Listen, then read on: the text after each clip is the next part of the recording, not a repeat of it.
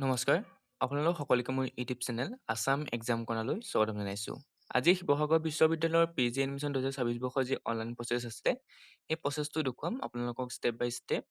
ইয়াত আপোনালোকে অনলাইন আবেদন কৰিবৰ কাৰণে যিটো শিৱসাগৰ ইউনিভাৰ্চিটিৰ অফিচিয়েল ৱেবছাইট আছে তাত আহিব। মোবাইল বা লেপটপ যিকোনোতে আপোনালোকে অনলাইন আবেদন কৰিব পাৰিব। অহাৰ পিছত আপোনালোকে ইয়াত দেখিব ওপৰতে যেতিয়া মোবাইলত হেৰি কৰিব তেতিয়াও মোবাইলৰ ওপৰতে শ্ব' কৰিব। ইয়াত আপোনালোকে অনলাইন পৰ্টেল বা এডমিশ্যন দুটাই দেখিব। যিকোনো এটাত ক্লিক কৰিলে হৈ যায়। অনলাইন পৰ্টেল বা এডমিশ্যন যিকোনো এটাত ক্লিক কৰিব। ক্লিক কৰাৰ পিছত আপোনালোকে ইয়াত দেখিব new registration student online education staff এইখিনি থাকিব। আপোনালোকে নিউ ৰেজিষ্ট্ৰেশ্যন বটনটোত ক্লিক কৰিব। নিউ ৰেজিষ্ট্ৰেশ্যন বটনটোত ক্লিক কৰাৰ পিছত আপোনালোকৰ সন্মুখত যিখন ৰেজিষ্ট্ৰেশ্যন ফৰ্ম আছে সেই ৰেজিষ্ট্ৰেশ্যন ফৰ্মখন আহি যাব। ইয়াত আপোনালোকে এপ্লাইড ফৰ কিহৰ কাৰণে আপুনি এপ্লাই কৰিব বিচাৰিছে সেইটো চুজ কৰিব ইয়াৰ পৰা। তাৰপৰা এতিয়া আপোনালোকে চাব চিলেক্ট ওৱান। ইয়াত আপুনি কোনটো কৰ্চৰ কাৰণে এপ্লাই কৰিব বিচাৰিছে। Assamese, English, history, chemistry, physics, life science. Life science মানে হৈছে বহুতে কনফিউজন লাগে যে ইয়াত জুলজি বা বটানী কিয় নাই। লাইফ চায়েন্স মানে হৈছে জুলজি বটানী। গতিকে আপোনালোকে যদি লাইফ চায়েন্স এপ্লাই কৰে জুলজি বটানী পঢ়িব পাৰিব। গতিকে আপোনালোকে লাইফ চায়েন্স যদি পঢ়িব বিচাৰিছে অৰ্থাৎ জুলজি বটানী যদি পঢ়িব বিচাৰিছে লাইফ চায়েন্স চুজ কৰিব। ইয়াৰ পৰা যিকোনো যিটোত আপোনালোকে এপ্লাই কৰিব বিচাৰিছে সেইটো লৈ ল'ব। মই দেখুৱাবৰ কাৰণে লাইফ চায়েন্সকে দেখুৱাইছোঁ। ইয়াত আপোনালোকৰ নিজৰ নামটো দিব, মিষ্টাৰটো থাকিবই, আপোনাৰ নামটো দিব, যিটো ফুল নেম আছে দি দিব। ছোৱালী হ'লে ইয়াৰ পৰা মিছটো চিলেক্ট কৰি ল'ব, ল'ৰা হ'লে মিষ্টাৰ। মোবাইল নম্বৰটো দিব, ইমেইল আইডি দিব, ঠিকনাটো লিখিব সম্পূৰ্ণকৈ। যি পাছৱৰ্ড আছে পাছৱৰ্ড এটা বনাব আপোনালোকে নিজৰ পাছৱৰ্ড এটা। সেইটো আপোনালোকে বনাই ল'ব নিজৰ পাছৱৰ্ড এটা। তাৰপৰা সেই পাছৱৰ্ডটোকে ৰিটাইপ কৰিব। ৰিটাইপ কৰাৰ পিছত যিটো কেপচা কোড আছে সেইটো দি পেলাই ৰেজিষ্টাৰ বটনটোত ক্লিক কৰি দিব। আৰু যিটো আপুনি পাছৱৰ্ড দিছিলে আৰু মোবাইল নম্বৰ দিছিলে সেই মোবাইল নম্বৰ আৰু পাছৱৰ্ড দি আপোনালোকে যিটো হোম পেজত আছে আপোনালোকে ইয়াত আহি অনলাইন পৰ্টেলত অহাৰ পিছত যিটো আপোনালোকক মই প্ৰথম দেখুৱাইছিলোঁ ইয়াত আহি আপোনালোকে লগ ইন কৰিব লাগিব। লগ ইন কৰাৰ পিছত আপোনালোকক যি এপ্লিকেশ্যন ফৰ্ম আছে এপ্লিকেশ্যন ফৰ্মখন অ'পেন হৈ যাব। কিন্তু এতিয়া আপোনালোকক মই এপ্লিকেশ্যন ফৰ্মখন অ'পেন হোৱাৰ আগতে আপোনালোকৰ যিখন নটিচ আছে নটিচখনত কি কি কথা উল্লেখ আছে সেইখিনি কথা মই আপোনালোকক এবাৰ দেখুৱাই লওঁ। গতিকে তেতিয়া গম পাব যে আপোনালোকৰ কি কি আছে বা পে'মেণ্ট কিমান, কৰ্চ কি কি সেইখিনিতো মই দেখুৱালোঁ। তথাপিও এবাৰ কি কি আছে মানে কেতিয়ালৈকে অনলাইন চলিব বা এক্সামটো কেতিয়া হ'ব সেই বিষয়ে জনাবৰ কাৰণে মই আপোনালোকক সেই নটিচখন এবাৰ দেখুৱাই লওঁ। যিখন নটিচ ইয়াত আছে আপোনালোকে চাব। ইয়াতে আপোনালোকে পাব PG এণ্ট্ৰেন্স দেখিছে, নটিফিকেশ্যন অফ PG এণ্ট্ৰেন্স 2026। আপোনালোকে ভিউ বটনটোত ক্লিক কৰিব। ক্লিক কৰাৰ পিছত আপোনালোকৰ সন্মুখত আহি যাব post graduate programme full time university, অৰ্থাৎ 2 year পষ্ট গ্ৰেজুৱেট প্ৰগ্ৰেম। তাৰ কাৰণে আপোনালোকৰ এণ্ট্ৰেন্স পতা হ'ব। কি ছাবজেক্ট আছে কৰিছে Assamese, economics, education, English, history, LLM, political science, botany, chemistry, geology, mathematics, MCA, physics and zoology. 10 মে'ৰ পৰা আপোনালোকৰ 10 জুনলৈকে অনলাইন আবেদন চলিব। এণ্ট্ৰেন্স এক্সামটো হৈছে 24 জুনৰ দিনা আৰু মেৰিট লিষ্ট পাব্লিছ কৰাব 27 জুনৰ দিনা 4টা বজাত। তাৰপিছত এডমিশ্যনটো TY PGP ইন আছামিজ ইকনমিক্সৰ কাৰণে 3 তাৰিখে হ'ব। 3 তাৰিখে এডমিশ্যনটো হ'ব আৰু এডমিশ্যন ফ্ৰম ৱেইটিং লিষ্টৰ পৰা 4 তাৰিখে হ'ব। মিনিমাম 50% এলিজিবিলিটি লাগিব আপোনালোকৰ, 50% মাৰ্কছ লাগিব আপোনালোকৰ গ্ৰেজুৱেশ্যনত। CGPA হওক বা নৰ্মেল হ'লেও হ'ব। তাত আপোনালোকৰ জেনেৰেলৰ ক্ষেত্ৰত 50% লাগিব আৰু SC ST PWD ক্ষেত্ৰত 45 হ'লে হৈ যাব। জেনেৰেল আৰু OBC কাৰণে 50, SC ST PWD কাৰণে 45। তাৰপিছত অনলাইন আবেদন হ'ব মই ইতিমধ্যে ক'লোৱেই। তাৰপিছত ইয়াত আপোনালোকক কৈছে অনলাইন আবেদন আপোনালোকে কৰিব। The applicant must upload all necessary document, সকলো ডকুমেণ্ট আপলোড কৰিব লাগিব আপোনালোকে। ইয়াত passport size photo, proof of birth certificate, BA BSc 6th semester marksheet এইখিনি আপলোড কৰিব লাগিব ZPG ফৰ্মেটত। তাৰপিছত গেপ চাৰ্টিফিকেট থাকিলে গেপ দিব লাগিব PDF ফৰ্মেটত। কাষ্ট চাৰ্টিফিকেট দিব লাগিব, এইবিলাক দিব লাগিব আপোনালোকৰ। তাৰপিছত কৈছে এপ্লিকেশ্যন ফিজ হৈছে 1000 টকা। 50 মাৰ্কৰ এটা এণ্ট্ৰেন্স পতা হ'ব। 50টা কুৱেশ্যন থাকিব, MCQ 4 মাৰ্কছকৈ থাকিব আৰু নিগেটিভ 1 মাৰ্ককৈ থাকিব। নাম্বাৰ অফ চিট প্ৰত্যেক ছাবজেক্টৰ 28টা আৰু 2টা চিট থাকিব এণ্ড'মেণ্ট চিট। ফিজ ষ্ট্ৰাকচাৰো কৈ দিছে, আপোনালোকে এইখিনি পঢ়ি ল'ব। মই কেমেষ্ট্ৰি কাৰণে 23,000 প্ৰথম চেমিষ্টাৰত, তাৰপৰা 18,000 ছেকেণ্ড চেমিষ্টাৰত, 21,000 থাৰ্ড চেমিষ্টাৰত আৰু 18,000 ফ'ৰ্থ চেমিষ্টাৰত। ছায়েন্সৰ ছাবজেক্ট তেনেকৈ আপোনালোকে চাই ল'ব। একচেপ্ট কৈছে for science subject except chemistry বাহিৰে বাকীবিলাকত ইমান, আৰু কেমেষ্ট্ৰিৰ কাৰণে এইখিনি। তেনেকৈ আপোনালোকৰ ফৰ আৰ্টছ ছাবজেক্ট আৰ্টছৰ কাৰণে 21,000 প্ৰথম চেমিষ্টাৰত, তাৰপৰা 16,000 তেনেকৈ আপোনালোকক ভাগ কৰি দিছে, সেইখিনি চাব। তাৰপৰা offline university permit admission shall be offline হ'ব, অৰ্থাৎ তাৰপৰা এণ্ড'মেণ্ট চিটৰ কাৰণে 10,000 টকা। বহুত কম পইচা লৈছে এণ্ড'মেণ্ট চিট, এডিশ্যনেল 10,000 টকা। ধৰি লওক আপুনি 23,000 টকা আছিলে এডমিশ্যন ফিজ প্ৰথম ছেমিষ্টাৰ, 10,000 এক্সট্ৰা ল'ব, 33,000 টকা ল'ব এণ্ড'মেণ্ট ছিটটোৰ কাৰণে। আৰু যি এক্সাম চেণ্টাৰ, সেই এক্সাম চেণ্টাৰ মোৰ মতে শিৱসাগৰ ইউনিভাৰ্চিটিয়ে হ'ব। ইয়াত আপোনালোকৰ এক্সাম চেণ্টাৰ বেলেগ নাই, হয়তো শিৱসাগৰ ইউনিভাৰ্চিটিতে আপোনালোকে এক্সাম দিবগৈ লাগিব। এইটো বি এডৰ ক্ষেত্ৰতো ছেম আছে, গতিকে আপোনালোকৰ পি জি এণ্ট্ৰেঞ্চৰ ক্ষেত্ৰতো ছেমেই হ'ব। আপোনালোকৰ শিৱসাগৰ ইউনিভাৰ্চিটিতে আপোনালোকে এণ্ট্ৰেঞ্চ এক্সাম দিব লাগিব। ইয়াত আপোনাৰ ডিটেইলছখিনি গোটেইখিনি শ্ব' কৰিব, নাম কি, ফোন নম্বৰ, ইমেইল আই ডি, প্ৰেজেণ্ট এড্ৰেছ, এইবোৰ চব শ্ব' কৰি ৰাখিব।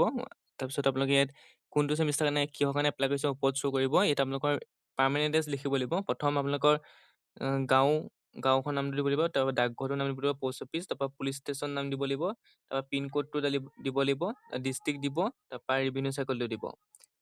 তাৰপিছত আহিলে আপোনালোকৰ ডেট অফ বাৰ্থটো চিলেক্ট কৰিব, জেণ্ডাৰটো চিলেক্ট কৰিব, মেল নে ফিমেল যি হয় চিলেক্ট কৰিব, নেশ্যনেলিটি ইণ্ডিয়া থাকিব, ৰিলিজন হিন্দুজিম আপোনালোকে চিলেক্ট কৰিব যি হয় আপোনাৰ যিটো হয়, মই হিন্দুজিম দিছোঁ।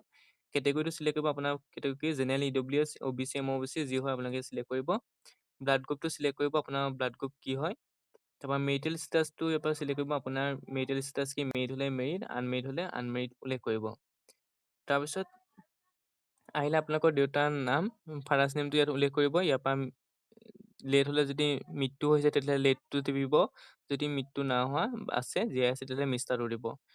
দেউতাৰ ফুল নামটো দিব, তাৰপৰা দেউতাই কি কৰে সেইটো উল্লেখ কৰিব, কাল্টিভেশ্যন, ছাৰ্ভিচ, বিজনেছ যি হয় আপোনালোকে উল্লেখ কৰিব। তাৰপৰা ফোন নাম্বাৰটো দিব দেউতা, তেনেকৈ মাৰ ক্ষেত্ৰতো একেই, ইয়াৰ পৰা আপোনালোকে চাই ল'ব। মাৰ নামটো দিব তেনেকৈ। তাৰপৰা আহি গ'ল মাদাৰ অকুপেশ্যন, ইয়াত কি কয় হাউচ ৱাইফ কৰে বা যি হয়, মাদাৰ ফোন নাম্বাৰটো দিব। তাৰপৰা আপোনাৰ বেংক একাউণ্ট দিব দিছে, ইয়াত আপোনাৰ বেংক একাউণ্ট দিব, বেংক একাউণ্ট নাম্বাৰটো দিব প্ৰথম, তাৰপিছত বেংক নেম কি বেংক, ব্ৰাঞ্চটো দিব বেংকৰ, তাৰপিছত IFC ক'ডটো দিব, এইখিনি আপোনালোকৰ পাছবুকত থাকেই। বসবাস কৰা ৰাজ্যৰ নাম আছাম, তাৰপৰা বিলংটো সুধিছে কোনটো কথা, বিল' পভাৰ্টি লাইন আৰু APL এবভ পভাৰ্টি লাইন, অৰ্থাৎ কোনটো লাইনৰ পৰা বিলং সুধিছে। ৰেচন কাৰ্ড থকা, এইটো ৰেচন কাৰ্ডৰ কাৰণে হয়, APL এবভ পভাৰ্টি লাইন আৰু BPL ইয়াত আপোনালোকে চিলেক্ট কৰিব যিটো হয়। তাৰপৰা হোৱাটছআপ নম্বৰটো আপোনালোকক দিবলৈ কৈছে। এপ্লিকেণ্ট এনাবল মোবাইল নম্বৰ দি পেলাই আপোনালোকে ছেভ ইন নেক্সট বটনত ক্লিক কৰিব। তাৰপিছত আপোনালোকৰ ফটো দিবলৈ ইয়াত পাছপোৰ্ট চাইজ ফটো দিব আপোনালোকে। তাৰপৰা ফটো দিয়াৰ পিছত আপোনালোকে ছিগনেচাৰটো দিব, দুটা আপলোড দিব দিছে ফটো। তাৰপিছত আপোনাৰ ফটোৰো ছিগনেচাৰ দিয়াৰ পিছত আপোনালোকৰ আহিব এডুকেশ্যনেল ডিটেইলছ দিব লাগিব। তাৰপিছত আপোনালোকৰ এডুকেশ্যনেল ডিটেইলছ দিব লাগিব। এডুকেশ্যনেল ডিটেইলছত আপোনালোকে আপোনালোকৰ যি লাষ্ট কোৱালিফিকেশ্যন আছে, লাষ্ট কোৱালিফিকেশ্যন ডিটেইলছ দিব লাগিব। ইয়াত কৈছে ইনষ্টিটিউশ্যন লাষ্ট এটেণ্ড, অৰ্থাৎ আপুনি কোনখন ইনষ্টিটিউশ্যনৰ পৰা পাছ কৰি আহিছে বা পাছ কৰিব হ'লে আপোনাৰ যিখন কলেজ আছে সেই কলেজখনৰ নামটো দিব। ইয়াৰ পাছিংটো উল্লেখ কৰিব, 25 চনত যদি পাছ কৰিছে 25 চন বুলি উল্লেখ কৰিব, যদি 26 চনত পাছ কৰিছে ইয়াৰ পৰা আপোনালোকে 26 চন উল্লেখ কৰিব। ইয়াত হয়তো অলপ প্ৰব্লেমৰ কাৰণে হয়তো অহা নাই, হয়তো ইয়াত আপোনালোকে চাব, ইয়াত 25 চনটোহে আছে, 26 চনটো অহা নাই। 26 চনটো অহাৰ পিছত আপোনালোকে ইয়াত 26 চনটো দি দিব, ইয়াৰ পাছিংটো। গতিকে ইয়াত যদি 26 চনটো যেতিয়া ওলাব দি দিব। তাৰপৰা ইয়াত কলেজখনৰ নাম, তাৰপৰা ইয়াত ইউনিভাৰ্চিটিখনৰ নাম, তাৰপৰা লাষ্ট এক্সাম পাৰ্চেণ্টেজ, অৰ্থাৎ আপোনাৰ যি এক্সাম আছে লাষ্ট এক্সাম সেইটো পাৰ্চেণ্টেজ কিমান আছে। ধৰি লওক আপুনি 6 ছেমিষ্টাৰত পঢ়ি আছে, 6 ছেমিষ্টাৰ ৰিজাল্ট অহা নাই, আপোনাৰ পৰীক্ষা দিছে অহা নাই, কিন্তু আপোনাৰ ৰিজাল্ট অহা নাই, তেতিয়া আপোনালোকে 5th ছেমিষ্টাৰ যিটো CGPA আছে বা যিটো গেট পইণ্ট আছে সেইটোও আপোনালোকে দিব পাৰে। ইয়াত আপোনালোকে সেইটো পইণ্ট দিব পাৰে 5th ছেমিষ্টাৰ। 6th ছেমিষ্টাৰ যদি নাহা, যদি পাছ কৰি ৰাখিছে তেতিয়াহ'লে আপোনালোকে 6th ছেমিষ্টাৰ এইখিনি যি পাইছে, যিটো আপোনালোকৰ ৰিজাল্ট আহিছে ৰিজাল্টটো দি দিব। ইয়াত আপোনালোকে যি ছেমিষ্টাৰ ৱাইজ মাৰ্কছ আছে, এই মাৰ্কছসমূহ ছেমিষ্টাৰ ৱাইজ আপোনালোকে ভৰাব লাগিব, যিটো আপোনালোকৰ গেট পইণ্ট ছিষ্টেমত আজিকালি ৰিজাল্টবোৰ দিয়া হয়। এইটো কি ভিত্তিত এনেকৈ বনালে মই নাজানো, তেওঁলোকে ৱেবছাইটটো অলপ খেলি মেলিকৈ বনাইছে। ইয়াত আপোনালোকৰ যিটো গেট পইণ্টত আহে, গেট পইণ্টত দিলে এইবিলাক টোটেল মাৰ্কছ বা পাৰ্চেণ্টেজ এইবোৰ উলিয়াওঁতে অলপ বেলেগ ছিষ্টেম হৈ পৰে। ইয়াত তেওঁলোকে কি ভাবি দিছে নাজানো, সেইকাৰণে মই আপোনালোকক জাষ্ট দেখুৱাই দিছোঁ। যিটো ছেমিষ্টাৰ 1ত আপোনালোকে আউট অফ 10ৰ ভিতৰতে আপোনালোকে এটা গেট পইণ্ট পায়, সেইটো 7.2 বা যি পাইছিলে সেইটো দিব প্ৰথম ছেমিষ্টাৰ। ছেকেণ্ড ছেমিষ্টাৰ তেনেকৈ ফুল মাৰ্কছ আপোনালোকৰ 10 হয়, 10ৰ ভিতৰত যিটো পাইছে সেইটো দিব। থাৰ্ড ছেমিষ্টাৰ তেনেকৈ 10 হয় ফুল মাৰ্কছটো, তাৰপিছত আপুনি যিটো গেট পইণ্ট পাইছিলে সেইটো দিব। ফ'ৰ্থ ছেমিষ্টাৰটো তেনেকৈ দিব, ফিফ্থ ছেমিষ্টাৰটো তেনেকৈ দিব। যদি 6th ছেমিষ্টাৰ যদি ৰিজাল্ট আহিছে তেতিয়া দিলে আপোনালোকে ইয়াত দি দিব, যদি আহিছে তেতিয়াহ'লে 10 দি পেলাই যিটো 6th ছেমিষ্টাৰ পাইছে সেইটো উল্লেখ কৰিব। আৰু তলত আপোনালোকৰ 6th ছেমিষ্টাৰ যদি আহিছে ইয়াত 60 কৰি দিব, এইফালে আপোনালোকৰ বাঢ়ি যাব, 60 কৰি এইফালে বাঢ়ি দিব। যদি ৰিজাল্ট না আহা তেতিয়াহ'লে আপোনালোকে এনেকৈ ৰাখিব, এনেকৈ আপোনালোকে দিব। ইয়াত 50 হ'ব, আৰু ইয়াত আপোনালোকৰ যিটো আপোনালোকে পাইছে সেইটো আপোনালোকে বঢ়াই এইটো প্লাছ কৰি ইয়াত দি দিব।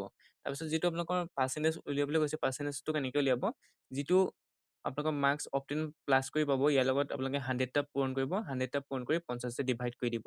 50 ডিভাইড কৰাৰ পিছত আপোনালোকৰ পাৰ্চেণ্টেজটো ওলাই যায়। সাধাৰণতে এইখিনি কেলকুলেশ্যন অৰ্থাৎ যিখিনি বনাইছে এওঁলোকে এই প্ৰচেছটো অলপ খেলি-মেলিৰ কাৰণে আপোনালোকৰ গেট পইণ্টৰ ক্ষেত্ৰত এইটো অলপ বেলেগ হৈ পৰে। গতিকে এনেকে দিব নালাগিছিলে। তেনেকে যিহেতু বিচাৰিছে গতিকে তেনেকে আপোনালোকে দি দিব। গ্ৰেণ্ড টোটেলত আপোনালোকৰ 60 আহি যাব যদি 6 ছেমিষ্টাৰ ৰিজাল্ট দিছে। যদি নাই অহা তেতিয়াহ'লে 50 দিব। 5th ছেমিষ্টাৰলৈকে ধৰিব আৰু যিটো গেট পইণ্ট পাইছিলে আপোনালোকে সেইটো প্লাছ কৰি দিব। প্লাছ কৰি দিব 1st ছেমিষ্টাৰৰ পৰা 5th ছেমিষ্টাৰলৈকে। তাৰপিছত যিটো গেট পইণ্ট পাইছে আপোনালোকে তাৰ লগত 100টা মাল্টিপুল কৰিব। 100টা মাল্টিপুল কৰাৰ পিছত 50ৰে হৰণ কৰি দিব। হৰণ কৰাৰ পিছত যিটো পাৰ্চেণ্টেজ আছে সেইটো পাই যাব। তেনেকে আপোনালোকে যিসকলৰ গেট পইণ্ট আছে তেনেকে ভৰাব লাগিব। আৰু যিসকলে নৰ্মেল জেনেৰেল পাছ কৰি আহিছে তেওঁলোকৰ ফুল মাৰ্কছ হয়তো 100 থাকিব আৰু অপটেন মাৰ্কটো প্ৰথম ছেমিষ্টাৰত যিমান পাইছে তেনেকে উল্লেখ কৰি আহি দিব।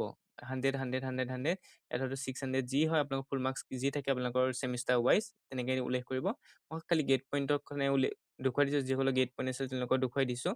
যিহেতু মই 5th ছেমিষ্টাৰ পাৰ্চেণ্টেজটো 8.5 দিছোঁ। গতিকে ইয়াত আপোনালোকৰ যি হেৰি আছে যিটো আপোনালোকৰ পাৰ্চেণ্টেজ আছে সেইটো 85 হৈ যাব।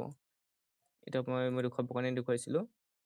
গতিকে এইটো 85 হৈ যাব। তেনেকে আপোনালোকে যি পাৰ্চেণ্টেজ আছে পাৰ্চেণ্টেজখিনি বা যিখিনি মাৰ্কছ আছে মাৰ্কছখিনি ভৰাব লাগিব। তাৰপিছত আপোনালোকে যিখন স্কেন টু পে' সময় স্কেন কৰি পেলাই পে'মেণ্ট কৰিব লাগিব। পে'মেণ্ট কৰাৰ পিছত যিদিনা পে'মেণ্ট কৰে সেইদিনা ডেটটো উল্লেখ কৰিব। তাৰপিছত আপোনাৰ ট্ৰাঞ্জেকশ্যন আইডি এটা পায় গুগলত যেতিয়া আপোনালোকে পে'মেণ্ট কৰিব পে'মেণ্টটো ক্লিক কৰাৰ পিছত UPI ট্ৰাঞ্জেকশ্যন আইডি বুলি আহে। সেই আইডিটো দিয়াৰ পিছত আপোনালোকে আইডিটো ইয়াত দি দিব। মই এতিয়া আপোনালোকক এইখিনি XYZ দি পেলাই দেখুৱাই পিছৰ পেজলৈ লৈ যাওঁ। ইয়াত আপোনালোকৰ ইয়াত চাব আপোনালোকে মই এনেই জাষ্ট দেখুৱাবৰ কাৰণে এটা ডেট দি দিছোঁ। আজি ডেটটোকে দেখুৱাই দিছোঁ। ইয়াত বহাই দিয়া মাত্ৰকে ট্ৰাঞ্জেকশ্যন আইডি এনেই কিবা এটা মই দি দিছোঁ। তাৰপিছত ছেভ এণ্ড নেক্সট বুটানত ক্লিক কৰি দিছোঁ।